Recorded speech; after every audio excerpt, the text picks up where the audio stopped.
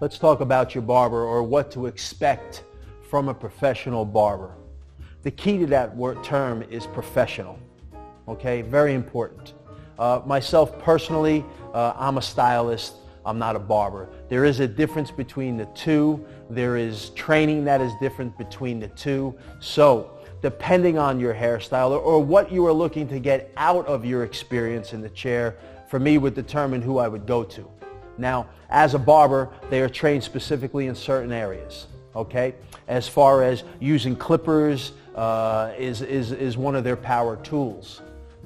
There are some people out there that need a little bit more than a barber has to offer, and that's when you have to go out into the stylist arena, where I was trained. All of my people at my clubs are trained stylists, and I also trained them in certain techniques in barbering. Today's styles, you see a lot of very closely cut hair, fades, so on and so forth.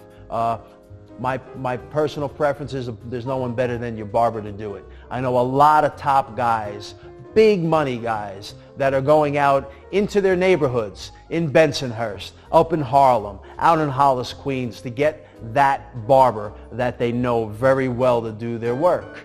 So for me, when you're asking the question, well, what do I expect out of my barber? You should ask first of what you expect out of yourself with the style that you are going for. Because one of the biggest mistakes that most men make when they're going to get their hair cut is not knowing exactly what it is that they're looking for. So listen, guys, I know it may seem funny, but if you have to bring a picture, bring a picture. Women know to do this. They will bring a picture of exactly the way they want their hair to look, because it's hard for them to articulate exactly what it is they want. So don't be afraid to bring a picture of some celebrity or some sports figure of something that you would like to have. No one will look down on you for that. As a matter of fact, in most cases, you'll probably walk out with exactly what you want.